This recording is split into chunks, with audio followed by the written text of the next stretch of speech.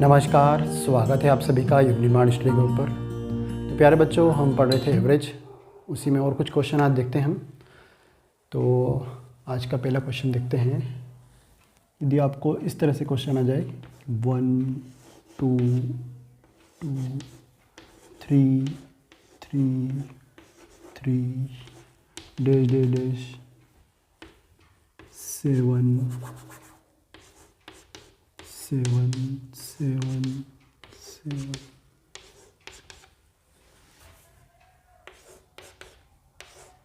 कितना हो गया? 7 टाइम हो गया है। का क्या निकालना है आपको? औसत निकालना है। इसका औसत क्या होगा? ठीक, तो आपको औसत का फॉर्मूला पता है, क्या होता है? कुल आंकड़ों का योग बटे क्या होगा? कुल आंकड़ों की संख्या। तो आप आसानी से इसको आप कर सकते हो यदि आपको बेसिक फार्मूला पता है। लेकिन टाइम यहाँ पर क्या लगेगा? आप यदि बेसिक फार्मूला लगाओगे तो ज़्यादा लगेगा। आप 1 करोगे, 2 टाइम आया है, 3 कितना आया है? 3 बार आया है। इसके बाद फिर क्या आएगा? 4 बार आएगा, 5 बार आएगा, 6 बार आएगा, और 7 कितनी बार है? 7 बार। तो अभी 7 तक ही है। तो आप अब बोलोगे सर हम दूसरे फार्मूला क्यों लगाएं, और सबको जोड़ देंगे और डिवाइड भी कर देंगे। लेकिन यहाँ पर क्या है, यदि ये तो 7 टाइम है, यदि 11 टाइम आ गया, इस तरह से क्वेश्चन आ जाए तो फिर आपको बहुत टिपिकल पड़ेगा।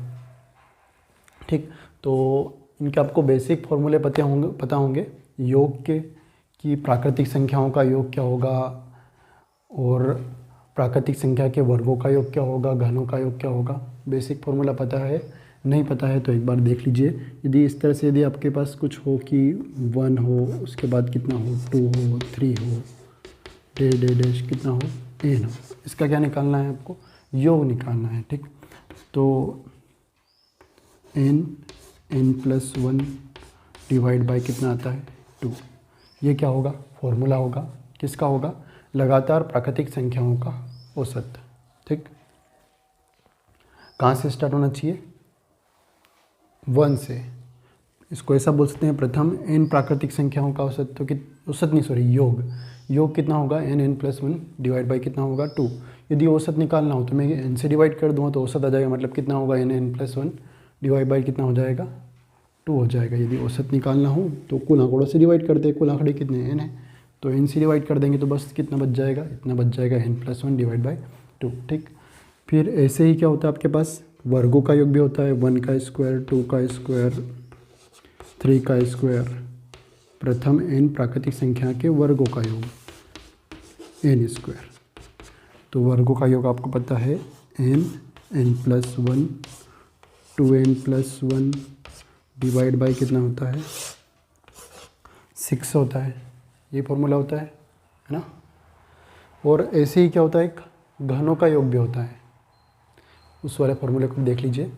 यदि आपके पास क्या हो, प्राकृतिक संख्या के घनों का योग निकालना हो, यहाँ पे मैं लिख दूँ, मतलब इस तरह से। यदि आपके पास क्या हो, 1 का क्यूब, 2 का क्यूब, डैश डैश डैश कितना हो?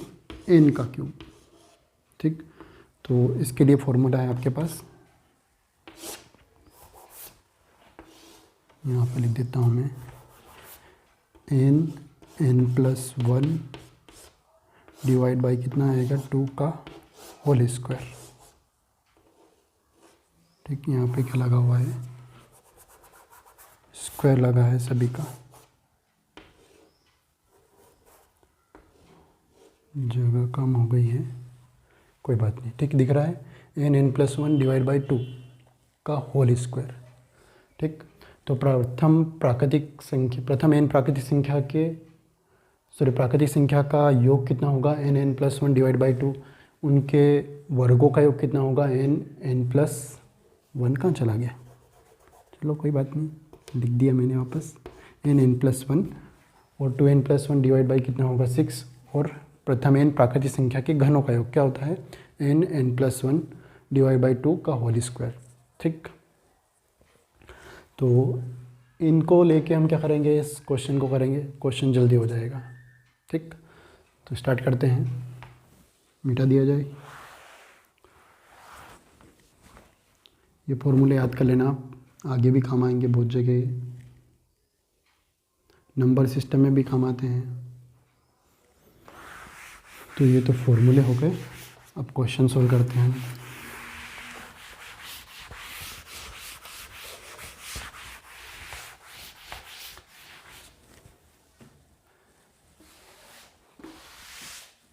तो औसत निकालना है और औसत का फॉर्मूला होता है, क्या होता है, कुल योग बटे क्या होता है, कुल संख्या। ठीक, तो इनको मैं कैसे लिख सकता हूँ, 1 1 बार आ रहा है। औसत का मतलब क्या होता है, कुल आंकड़ों का योग बटे क्या होता है, कुल आंकड़ों की संख्या। 1 1 बार आ रहा है, 2 कितनी बार आ रहा है, 2 बार, तो कितना हो जाएगा 4। 3 3 बार आ रहा है तो कितना हो जाएगा 9 हो जाएगा, डैश डैश डैश। ऐसे ही 7 कितनी बार आ रहा है, 7 बार, तो कितना हो जाएगा आपके पास 49 हो जाएगा। और नीचे क्या होता है, कुल आंकड़ों की संख्या। तो 1 1 बार आ रहा है, 2 कितनी बार आ रहा है, 2 बार, 3 कितनी बार आ रहा है, 3 बार, डैश डैश डैश। और 7 कितनी बार आ रहा है, 7 बार। ऊपर इनका सम निकाला है और नीचे क्या लिखा आपने, 1 कितनी बार आ रहा है, 2 कितनी बार आ रहा है, 3 कितनी बार आ रहा है। ठीक, आंकड़ों की संख्या लिखनी है हमको नीचे। अब देखो यहाँ पर ध्यान से देखो, ये क्या है आपके पास, 1 का स्क्वायर लिख सकता हूँ 1 को, ये क्या है 4, 2 का स्क्वायर 9 का है, 3 का स्क्वायर 49 का है, 7 का स्क्वायर। ठीक, तो ऊपर आपके पास प्रथम n प्राकृतिक संख्या के वर्गों का योग लग जाएगा और नीचे क्या है, प्रथम n प्राकृतिक संख्या। ठीक, 1 2 3, अब क्या आएगा 4 फिर 5 फिर 6 फिर 7। तो यहाँ पर मैं ये फॉर्मूला लगा सकता हूँ। अब देखो ऊपर भी कितना है आपके पास, n कितना है, ये 7 का स्क्वायर है, तो ऊपर भी n 7 है और नीचे भी n कितना है, 7 है। तो मैं ऊपर वर्गों का योग लगा देता हूँ फॉर्मूला। तो वर्गों का योग वाला फॉर्मूला होता है n+1 2n+1 डिवाइड बाई कितना होता है 6।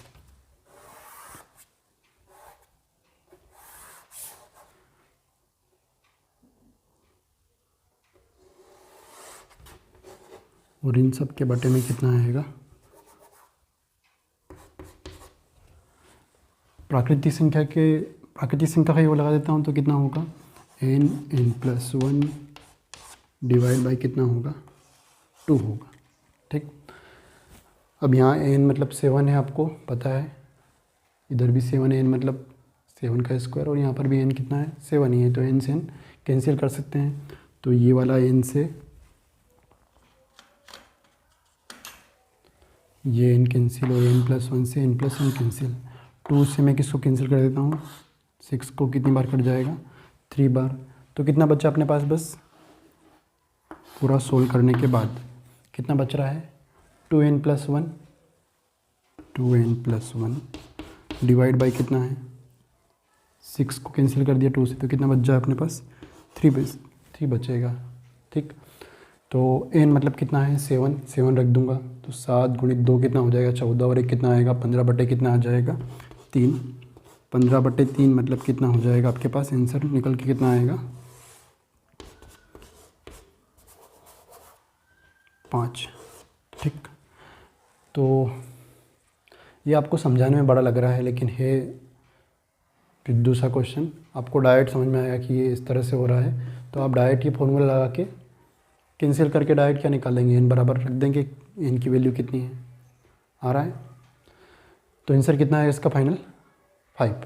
ठीक, यहाँ पर हमने n बराबर कितना रख दिया 7 इंटू 2 + 1 डिवाइड बाई 3 कितना आएगा 15/3 कितना आएगा 5 आ जाएगा। तो क्वेश्चन लग रहा है कॉम्प्लिकेट क्योंकि है, पर इतना भी नहीं है जितना आपको लग रहा है, बस फॉर्मूले पता होना चाहिए। यहाँ पर हो गया। अगला क्वेश्चन देखते हैं। बस ये डरावना क्वेश्चन था दिखने में, अगली बार से इस तरह से कुछ क्वेश्चन आएंगे तो हम डायरेक्ट कर सकते हैं।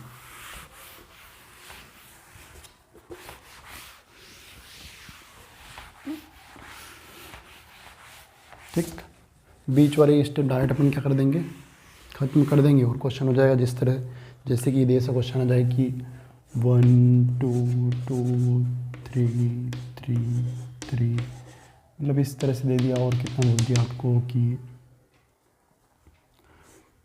12 12 ऐसा डेट मतलब यहाँ पर हमको समझ में आ जाएगा कि 1 बार आ रहा है, 2 बार आ रहा है, 3 बार आ रहा है, 12 कितनी बार आ रहा होगा, 12 बार। ठीक, तो हम डायरेक्ट क्या कर देंगे, 1 फिर कितना आएगा, 2 का स्क्वायर आ जाएगा, फिर 3 का स्क्वायर आ जाएगा, ऊपर योग हो जाएगा और नीचे कितना आ जाएगा 1 2 से कहाँ तक आएगा 12 तक। तो हम डायरेक्ट यही फॉर्मूला लगाएंगे, ऊपर n+1 2n+1 डिवाइड बाई कितना आ जाएगा 6 और इसके बटे में कितना आएगा n+1 डिवाइड बाई कितना आ जाएगा 2 और डायरेक्ट वापस निकल के कितना बचेगा 2n+1 बाई डिवाइड बाई कितना बच जाएगा 3 और n बराबर कितना रख देंगे हम 12 और आपका फाइनल आंसर आ जाएगा। ठीक, तो एक बार बस आपको सिस्टम समझ में आना चाहिए कि किस तरह से होगा, फिर आप डायरेक्ट आपको शॉर्टकट मालूम पड़ जाएगा। जैसे इस तरह से अब जब भी क्वेश्चन आएगा तो आपका मालूम पड़ गया कि आंसर फाइनल में कितना बचेगा 2n+1 डिवाइड बाई कितना बचेगा, कितना बच रहा था 3। तो यहाँ पर भी हम बस n बराबर 12 रखेंगे और आंसर आ जाएगा। ठीक, अगला क्वेश्चन देखते हैं।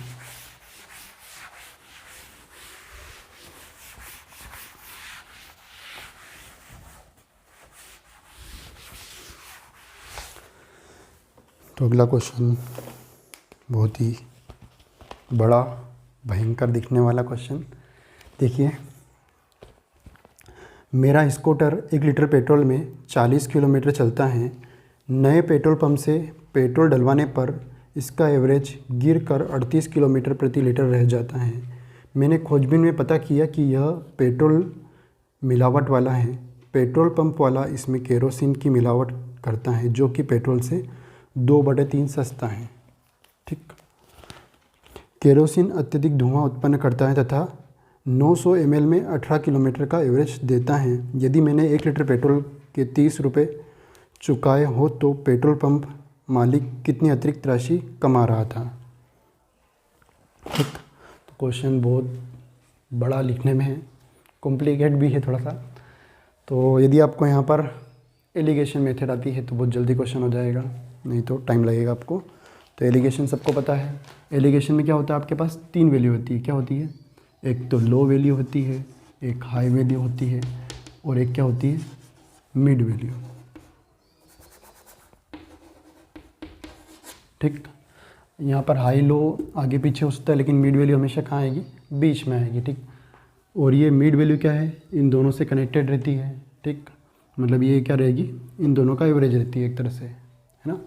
वैसे ये जो एलिगेशन मेथड रहती है वैसे मेन आपकी रेशो निकालने की काम तो आती है लेकिन वो एवरेज का ही क्या है, एक तरह से पार्ट है। ठीक, तो यहाँ पर यदि मैंने बोल दिया कि एक नंबर है 80, यहाँ पर लिख दिया है वैल्यू 120 और यहाँ पर क्या लिख देते हैं 100 लिख देते हैं। तो ये 100 क्या है, इन दोनों के बीच की वैल्यू एक तो क्या है इससे बड़ी और एक क्या है छोटी है। बस आपको ध्यान रखना है कि यहाँ पर ये लीटर में है तो ये भी लीटर में होना चाहिए और ये भी क्या होना चाहिए लीटर में। ये किलोग्राम में तो ये भी किलोग्राम में, ये भी क्या होगा किलोग्राम में। ठीक, ये रुपए में तो ये भी रुपए में, ये भी क्या होना रुपए में। तीनों वैल्यू क्या होनी चाहिए, बराबर होनी चाहिए, जब जाके क्या लगेगा एलिगेशन। और एलिगेशन में क्या करते हैं हम इधर से माइनस करके इधर लिखते हैं, इधर से माइनस करके इधर लिखते हैं। जैसे यहाँ पर 100 माइनस 80 कितना आएगा आपके पास 20 बच जाएगा और 120 माइनस 100 कितना बच जाएगा 20 और कैंसिल करेंगे तो 20 कितना आएगा 1/7 बन जाएगा। तो यहाँ पर आप एलिगेशन मेथड का यूज़ करेंगे, जल्दी क्वेश्चन हो जाएगा। निकालना क्या आपको यहाँ पर कि जो पेट्रोल पंप का मालिक है वो कितने अतिरिक्त कमा रहा है। अब कहाँ से रहा है अतिरिक्त, उसने क्या मिला है, शुद्ध पेट्रोल नहीं, उसके पास क्या है केरोसिन मिला दिया उसने। केरोसिन मिलने के कारण क्या हो रहा है, उसको कुछ एक्स्ट्रा मिल रहा होगा हर लीटर पे। तो वो जो एक्स्ट्रा मिल रहा है वही निकालना है कि भैया 1 लीटर के उसने कितने चुकाए हैं 30 रुपये चुकाए हैं। तो 30 रुपये में कुछ तो पेट्रोल के चले जाएंगे लेकिन एक्स्ट्रा जो केरोसिन के आ रहे हैं वो उसको क्या मिल रहे हैं एक्स्ट्रा, मतलब एक्स्ट्रा मिल रहे हैं उसको। ठीक, तो करते हैं क्वेश्चन। तो देखो यहाँ पर बोला है, मैं मान के लेता हूँ ये पेट्रोल है, केरोसिन है और ये पेट्रोल और केरोसिन दोनों का मिक्सचर है।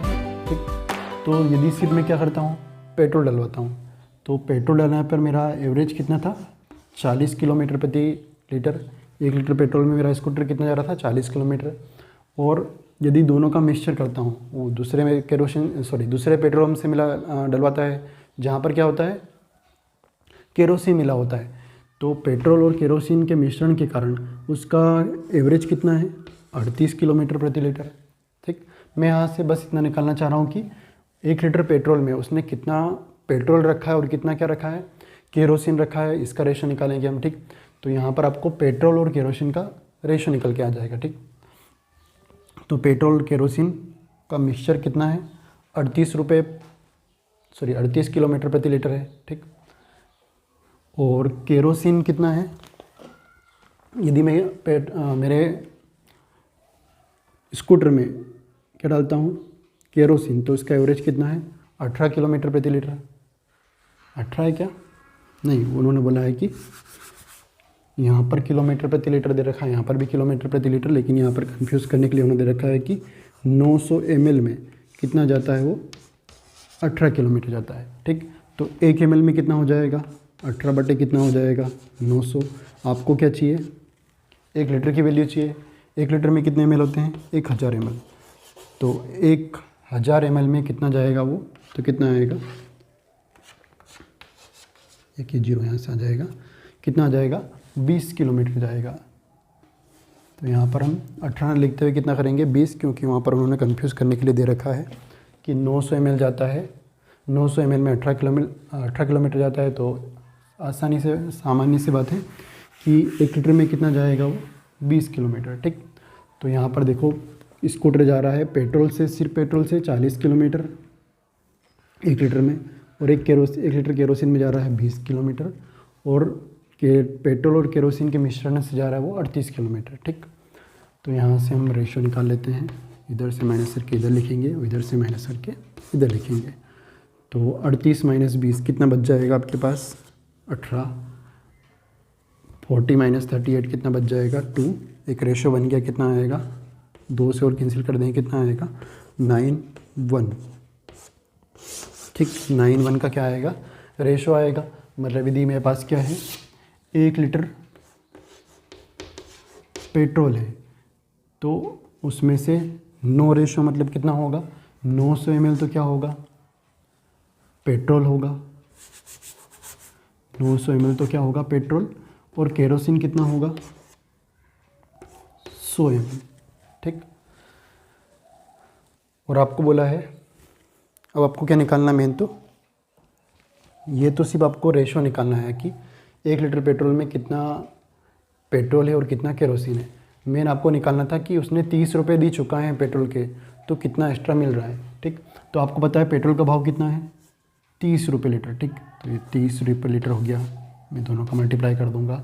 अब ये लीटर में और ये ml है, तो मैंने इसको भी क्या कर देता हूँ, लीटर में कर देता हूँ, 0.900 कर दिया मैंने। ठीक, और इसको भी ml को भी किस में कर देता हूँ, लीटर में। तो 1000 ml से डिवाइड करूँगा, कितना आएगा, 0.1 आ जाएगा यहाँ पर। और आपको केरोसिन का भाव पता है, पता है, क्या बोला उन्होंने कि जो केरोसिन है वो क्या है, पेट्रोल से 2/3 सस्ता है।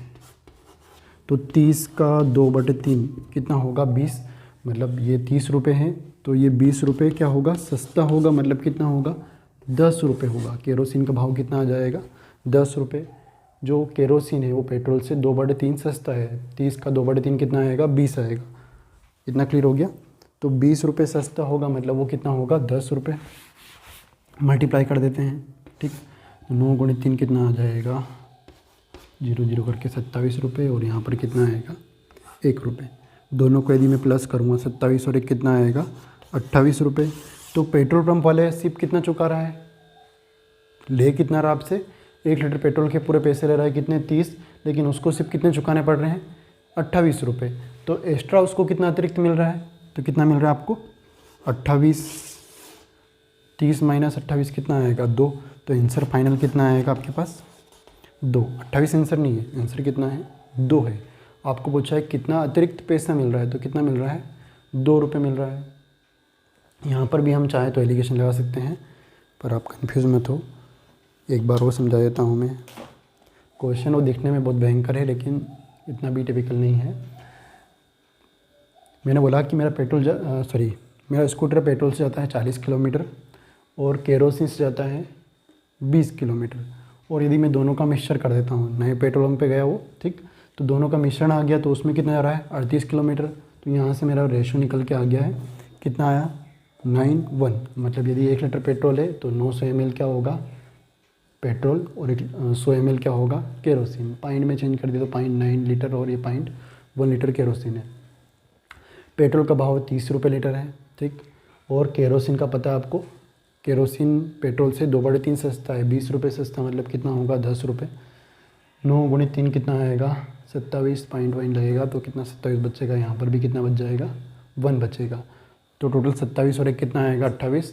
तो अपन ने 30 रुपये चुकाए, लेकिन यहाँ पर उस पेट्रोल पंप वाले को सिर्फ कितने रुपये चुकाने पड़ रहे हैं पेट्रोल के 28 रुपये। क्यों चुकाने पड़ रहे हैं, क्योंकि वहाँ पर वो केरोसिन मिला रहा है, ठीक। तो 28 रुपये चुका रहा है, तो एक्स्ट्रा रुपये उसको कितने मिल गए 2 रुपये, ठीक। तो फाइनल आंसर कितना आएगा 2 रुपये। तो बड़ा क्वेश्चन हो गया है, ठीक। एक लास्ट और क्वेश्चन कर लेते हैं, लेक्चर बड़ा हो जाएगा नहीं तो फिर आपका। बड़े लेक्चर अपलोड करने में कोई दिक्कत नहीं है, पर आप पूरे देखते नहीं हो। मैंने देखा बहुत ही कम बच्चे देखते हैं जो पूरा देखते हैं, बस 2-4 मिनट करके काम हो जाता है आपका। जब तक पूरा नहीं देखोगे तो समझ में कैसे आएगा कि क्या समझाना चाह रहे हैं। चलो कोई बात नहीं, एक लास्ट और क्वेश्चन देख लेते हैं। छोटा क्वेश्चन देखते हैं।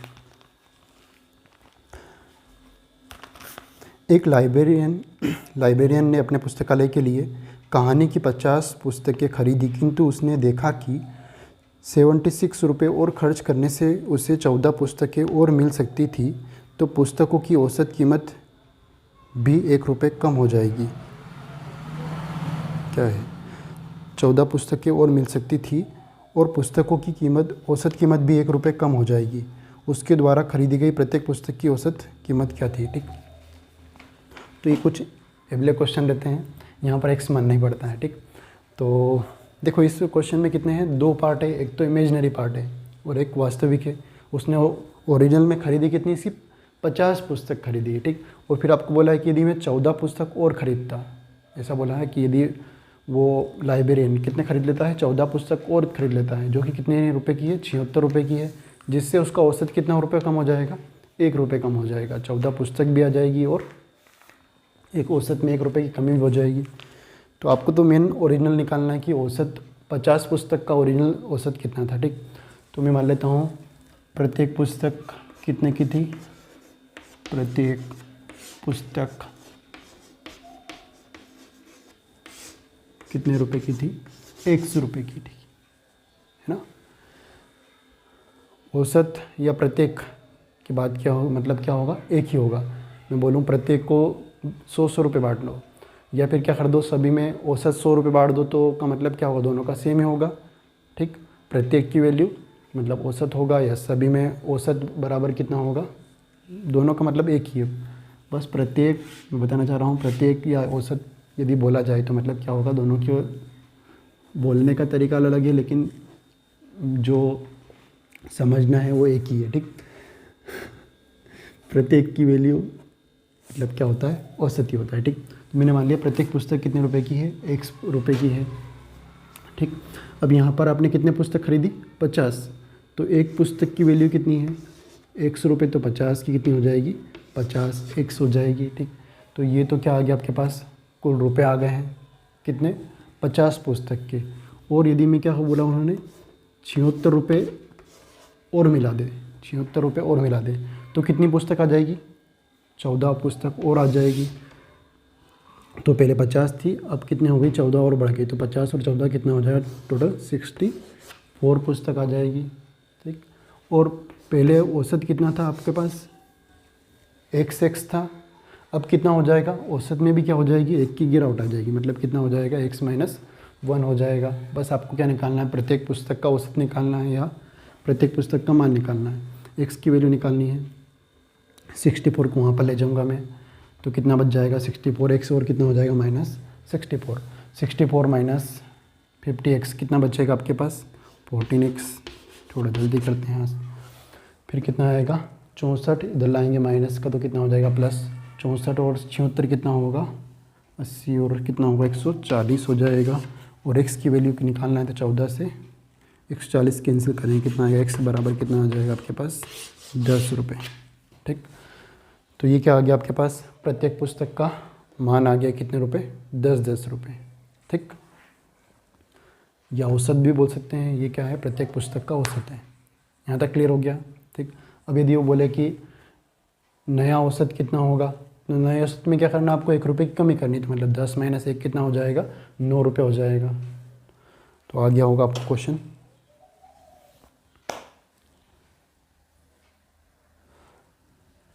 आसान सा क्वेश्चन है। प्रत्येक पुस्तक का मान लिया x, 50 पुस्तक का मूल्य कितना होगा, 50 × x, 76 रुपये और मिला दिए तो कितना हो जाएगा, कुल योग हो गया बटे क्या आएगा, कुल संख्या, औसत आता है। औसत में क्या हो रही है, इसके कारण x 1 रुपये की कमी हो रही थी, x - 1 कर दिया, सोल्व कर रहे तो x बराबर कितना आ जाएगा, 10। ठीक, इसके बाद मिलते हैं अगली क्लास में। Thank you.